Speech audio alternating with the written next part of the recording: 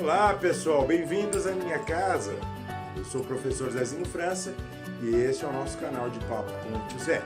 Se você se interessa pela ciência das religiões, pela teologia, história, antropologia e a filosofia das religiões, crenças, cultos e fé, este é o seu lugar certo.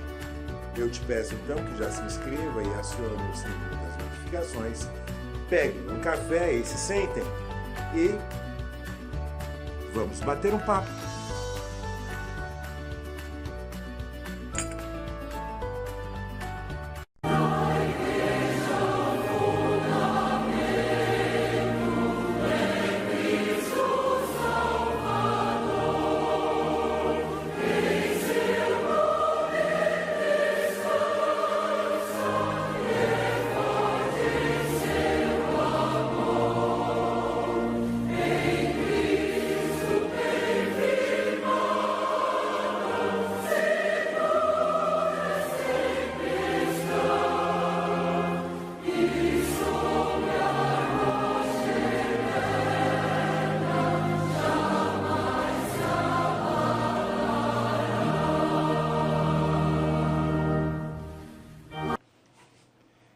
Olá pessoal, bem-vindos então à nossa primeira aula. Essa aula é sobre cristianismo e, sem mais delongas, a gente tem que conversar um pouco sobre a criação do cristianismo. Aí vocês me dirão, pô tio Zé, é lógico, quem criou o cristianismo foi Cristo. Ué, afinal de contas é cristianismo? Não necessariamente. Existe uma linha de pensamento muito forte que diz que quem criou o cristianismo não foi Cristo, foi Paulo, o apóstolo Paulo. E encontra bases históricas, antropológicas e teológicas sobre essa afirmação? Sim, existe. Mas eu não vou entrar neste ponto especificamente. Neste momento, não. Paulo realmente tem uma parcela muito importante na criação e na construção do cristianismo. Entretanto, dizer que ele criou a religião cristã merece uma aula específica sobre isso. O que eu posso dizer é que, realmente, se não fosse Paulo, o cristianismo não seria uma religião, seria somente uma vertente do judaísmo, como era Jesus Cristo, nascido em Belém, filho de Maria, ele era judeu. Pelo menos no conceito geral, existe uma outra linha de pensamento de que ele não era judeu, porque eles eram da Galileia, e na Galileia não havia judeus desde o tempo dos Macabeus, e vamos entrar nesta polêmica mais específica. Entretanto, Jesus, vamos combinar neste momento em que ele era judeu, foi apresentado ao templo no 8º dia, foi circuncidado, aos 12 anos foi cumprir as suas obrigações de passagem de maioridade. A Bíblia fala, o Novo Testamento diz, os 4 evangelistas, que ele subiu ao templo para cumprir todas as obrigações em todas as festas. Inclusive foi preso durante o Peshá, durante a Páscoa, que ele foi adorar, ele ensinava no templo, ele adorava no templo. Existem provas também com relação a questão da mulher que toca nas franjas do seu vestido e fica curada. As franjas do vestido de Jesus era o tzik-tzik, que eram aquelas franjas que os judeus usam até hoje. Então, Jesus era judeu. Cumpria determinações da religião judaica, cumpria todos os rituais judaicos. E é assim que ele é visto. Jesus, em nenhum momento, segundo os escritos dos evangelistas, pregou algo que fosse diferente daquilo que os profetas, os salmistas e os patriarcas havia pregado. Então ele não trouxe algo que fosse diferente e que justificasse uma nova religião, mas ele criou uma nova religião, poderia ter criado uma nova religião a partir dos ensinamentos judaicos, ou uma seita. Jesus, ele em nenhum momento, segundo a crítica textual do Novo Testamento, oferece bases para a construção de uma nova religião. E isso não há dúvida, é um tema bastante pacificado. Jesus, ele pregou o judaísmo e deixa muito claro, ele fala que ninguém poderia alterar sequer um tio das Escrituras. E o que eram escrituras no tempo de Jesus? O Novo Testamento não havia sido escrito ainda. O primeiro livro do Novo Testamento vai ser escrito por volta do ano 54, que é a primeira epístola aos Tessalonicenses do apóstolo Paulo. Jesus, então, a referência que ele tem é o Torá e o Talmud, os livros sagrados, o livro da lei e Salmos e Profetas, como eram chamados esses livros, que hoje nós chamamos de Velho Testamento. Jesus era judeu, pregou o judaísmo, pregou o Deus de Abraão, de Isaac e de Jacó, pregou um Deus de amor, pregou um Deus um pouco diferente do que as outras, não sei se dá para chamar de seitas que havia no tempo de Jesus, mas os outros pensamentos religiosos que havia naquele tempo. E haviam muitos, mas muitos. Só dentro da própria realidade judaica havia os essênios, haviam os zelotes, haviam os fariseus, haviam os saduceus e os escribas. Isso num universo muito pequeno. E nós vamos, num outro vídeo, falar especificamente de cada um desses movimentos do tempo de Jesus. Jesus, ele chega com um pensamento que vem destoar de todos esses pensamentos, apesar de que o que ele pregava se aproximava um pouco do que os essênios pensavam. Existem alguns estudiosos que dizem que Jesus era um mestre essênio. E vamos tratar, quando nós formos tratar desses grupos especificamente, vamos falar um pouco dos essênios, por que não? Jesus era um judeu clássico, um judeu que era mestre, ele era um mestre, portanto ele era chamado de rabi, mestre, e acredita-se que ele era mestre essênio. Outros dizem que ele era um mestre nazireu, um mestre nazareno, que a sua mãe seus pais fizeram um voto nazireu quando ele nasceu. Nazireu significa separado, santificado. Eram pessoas que eram separadas desde o nascimento para a santificação, celibato, não exatamente o celibato, mas não cortavam cabelo, não comiam carne, não tocavam em defuntos, coisas desse tipo. Se você for lá no livro dos Juízes, você vai ver que encontraram alguns nazarenos lá, por exemplo, Gideão, e o grande exemplo é Sansão, que era um nazareno, era um nazireu. E existe uma linha arqueológica que diz que a cidade de Nazaré não existia. E Jesus era chamado de Nazareno por ser nazireu, ou ser realmente nazareno, no sentido real da palavra. Nazareno não seria filho de Nazaré. Essa cidade, inclusive, arqueologicamente nunca foi encontrada de fato. O que existe arqueologicamente hoje como Nazaré não corresponde às determinações arqueológicas e antropológicas contidas na crítica textual do assunto propriamente dito. Aquela cidade que hoje é chamada de Nazaré, lá na Galileia, não corresponde às informações que nós temos na crítica textual da cidade de Nazaré no Novo Testamento. Dito isto, nós vamos concordar então que Jesus era um mestre nazareno ou nazireu, e ele era judeu e praticava o judaísmo no sentido mais amplo da palavra. Mais amplo da palavra.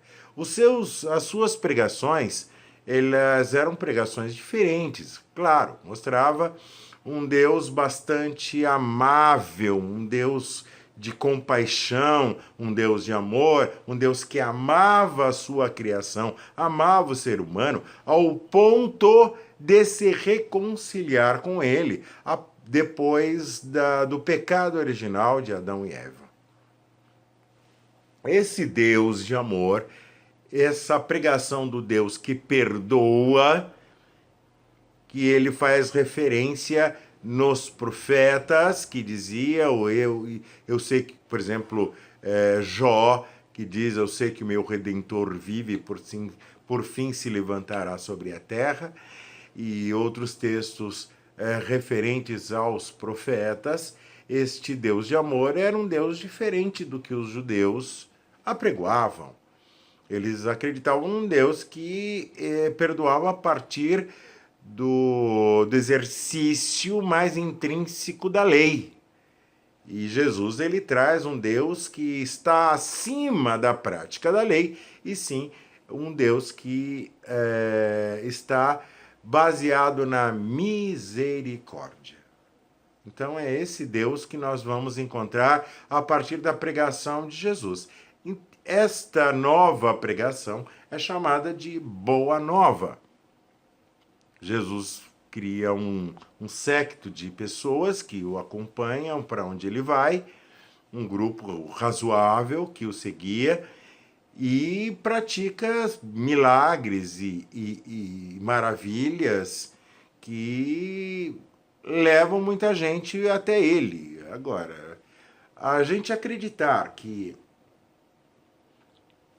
as pessoas acompanhavam Jesus ou iam ver Jesus por conta dessa boa nova que ele pregava é um tanto exagerado, é um tanto romântico.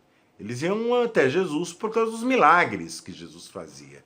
Tanto é que todas as vezes que Jesus faz uma pregação mais incisiva sobre a questão do chamado reino de Deus, as pessoas fogem. Vamos lembrar do caso do jovem rico.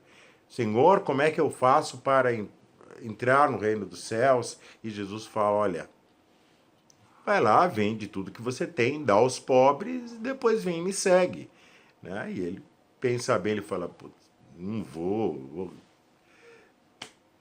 me desfazer de todos os meus bens. Jesus fala, olha, é mais fácil um camelo passar pelo fundo de uma agulha do que um rico entrar no reino dos céus. Isso é muito claro. As pessoas iam para ver Jesus por causa dos milagres que Jesus praticava. E é isso. É o que acontece até hoje. Quem realmente se interessou pela missão de Jesus eram muito poucas pessoas. Tem duas listas mais específicas. A primeira dos 70 discípulos, que Jesus dá uma missão para eles em dupla, e uma segunda lista que é de 12, que são os 12 apóstolos, e pronto, fechou. E depois a gente sabe que tinha outras pessoas que giraram em torno destes apóstolos, inclusive com liderança. Por exemplo, o caso de Tiago, irmão de Jesus, que era o líder da igreja de Jerusalém. E não era apóstolo, não está na lista dos apóstolos. Nós temos o irmão de Jesus, Judas, que escreve uma epístola que está no Novo Testamento e também não está na lista dos apóstolos. Então nós temos algumas variações. Paulo cita alguns colaboradores, Pedro também cita vários colaboradores que não estão na lista dos apóstolos. Aí, Marcos, por exemplo, não apesar de ter escrito o primeiro evangelho, não era um apóstolo, mas giraram em torno dos apóstolos e estiveram ao lado de Jesus. Jesus Cristo, ele começa a partir, não especificamente a partir da sua pregação, mas por conta do tumulto que girava em torno dele, irritar as elites de Israel. Vamos contextualizar Jesus historicamente.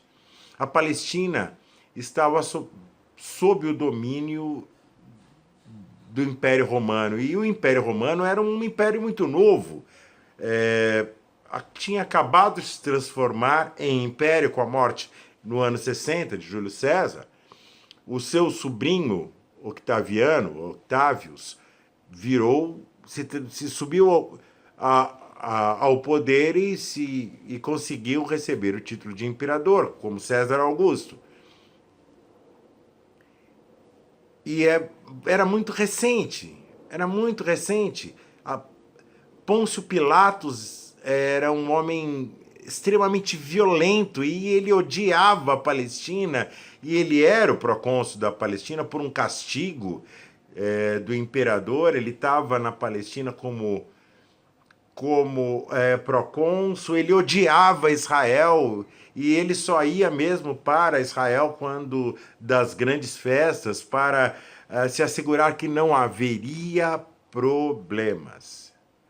E ele chega e ele vê a cidade um pouco conturbada com a presença de um líder que juntava multidões, etc. Aliás, tinha João Batista, mas Herodes dá um jeito de resolver o problema de João Batista, que era um problema para ele, cortando a cabeça de João Batista, mas tinha Jesus. E Jesus, ele ora estava aqui, ora estava ali, e os soldados romanos não acompanhavam de perto o processo, mas Pilatos foi bem orientado do que estava acontecendo.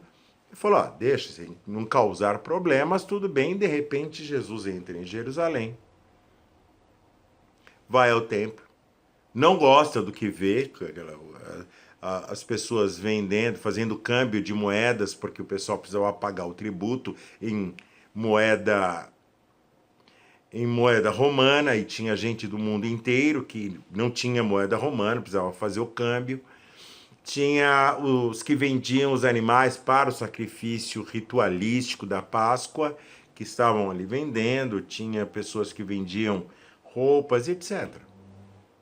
Que é o episódio dos vendilhões do templo. Jesus não gosta do que vê e o resultado todos nós conhecemos. Jesus derruba todas as bancas, bate em todo mundo, xinga todo mundo, faz uma confusão. Mas uma tremenda de uma confusão no único lugar do planeta onde não poderia ter confusão, que era no Templo de Jerusalém, que era um estopim de uma bomba relógio, tanto que essa bomba relógio acaba explodindo no ano 70, quando o imperador Tito acaba perdendo a paciência com Israel, com a Judéia, com a Palestina, invade Jerusalém, destrói tudo, dispersa todo mundo pelo mundo, bota fogo, destrói o templo, e acaba mesmo com Israel no ano 70.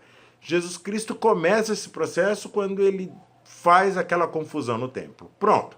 Aquele foi um grande motivo para que os sacerdotes que se sentiram ofendidos com o que aconteceu, que não queriam problemas com os romanos, vamos deixar isso também muito claro, no contexto histórico, os judeus não queriam problemas com os romanos, não queriam.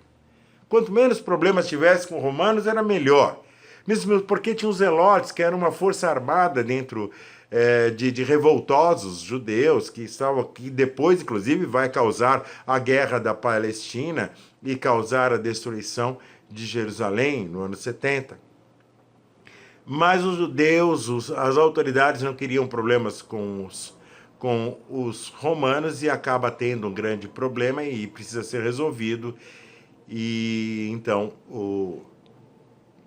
acontece tudo que nós conhecemos, que eles então levam para Pilatos, tentam resolver antes no Sinédrio, tenta resolver com Herodes, que não tinha nenhuma força política, era um peso morto, era só uma figura política colocada lá por César. E então Pilatos fala, olha, eu não quero problema. Olha, problema de vocês, eu lavo as mãos.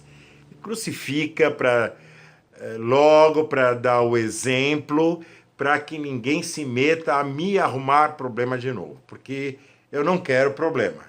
E foi isso que aconteceu. A gente não pode criar um romantismo maior do que esse. Pilatos, ele manda crucificar Jesus para evitar problemas. Ele não queria problemas naquela região, que era uma bomba relógio. Tanto que foi criado um espaço fora da cidade chamado Gólgota, que significa, traduzido literalmente, era lugar de caveiras, onde as cruzes eram colocadas, os presos, os condenados eram crucificados. E olha, a crucifixão, eu faço questão de fazer um capítulo só para falar sobre crucifixão, que era chamada entre os romanos de suplício de traitórios, que só os traidores eram crucificados, ou servos não romanos que eram crucificados. E ali eles eram pendurados ali, de uma maneira que nós vamos tratar em um capítulo específico, para apodrecer, morrer o maior tempo possível que eles ficavam crucificados, era para ter um suplício, um sofrimento mesmo. E ali eles ficavam até, morriam, apodreciam, virava caveira e caía das cruzes. Porque o crucificado ele perdia o direito a voltar para a terra da onde ele tinha sido levantado. Aí nós vamos perguntar sobre o sepulcro de Jesus, etc. Esse é um outro capítulo. Parece que José de Arimateia tenha ou conseguido uma autorização especial para enterrar Jesus, ou tenham furtado mesmo o corpo dele, ou nada disso aconteceu, segundo uma teoria. Eu não quero entrar nesse ponto agora. Mas era um lugar horrível, corpos apodrecendo, animais comendo corpos humanos, caveiras no chão, esqueletos humanos, aquele fedor horrível. Era para as pessoas passarem, olharem e dizerem, olha, esse não é o lugar para onde eu quero ir, eu quero ficar, então é melhor eu ficar calado, eu ficar quietinho, obedecer. Era um lugar mesmo de horror, horror completo, e era um lugar que para servir realmente de exemplo para quem fosse arrumar alguma confusão. E foi isso que aconteceu. Agora, voltando ao ponto inicial, eu levanto uma pergunta. Quem é que cria, como é que Jesus teria criado o cristianismo? Com a sua pregação ou com a sua morte? Se Jesus não tivesse sido condenado e crucificado e morto aquele dia, o cristianismo existiria? Só com as pregações de Jesus? Se nós formos acreditar que foi Jesus Cristo que criou o cristianismo, nós temos que levantar esse paradoxo e construir um paradigma. Qual foi o ato de Cristo, de Jesus, que criou a religião cristã? A sua pregação ou a sua morte? Vamos então ficar com essa pergunta e guardar para o próximo capítulo, onde nós vamos nos aprofundar nessa questão, sobre, já com essa visão política, essa base política da existência de Jesus na Terra.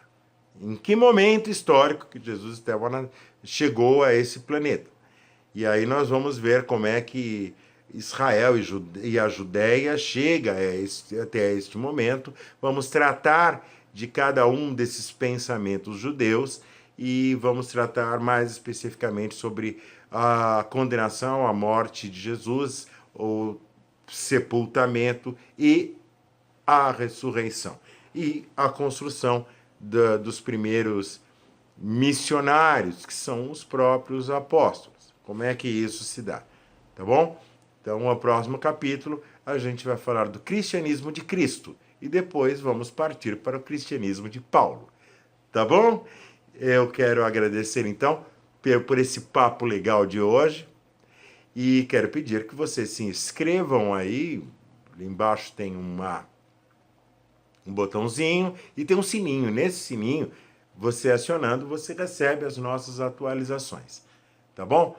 Aqui em cima está aparecendo o link num curso que realmente mudou a minha vida num determinado momento, que é o curso de negócios online.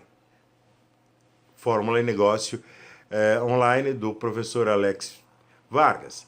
E aqui embaixo tem o link para você acionar esse curso dele, que vocês podem aprender a trabalhar na internet, como eu estou fazendo nesse momento, tá ok? E eu tenho certeza que vocês vão ser bem-sucedidos. Tem gente, por exemplo, como eu, que passou da idade, perdeu o emprego, está com dificuldades de ter uma renda, mas tem um computador, tem uma internet em casa, tem todas as oportunidades de poder reconstituir a sua dignidade profissional através dos ensinamentos do nosso amigo professor Alex Vargas. Então, eu aconselho que vocês,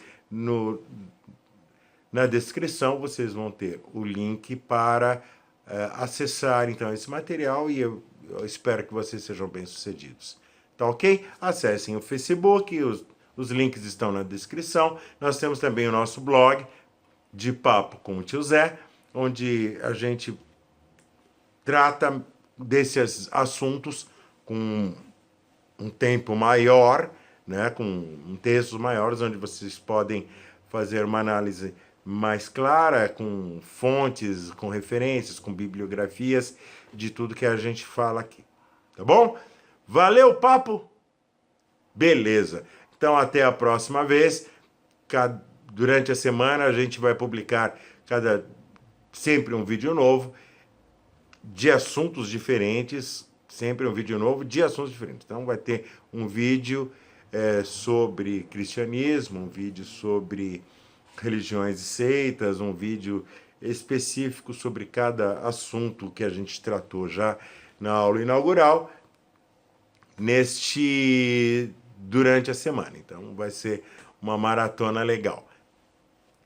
Obrigado pelo papo, até o próximo vídeo e um beijo para vocês.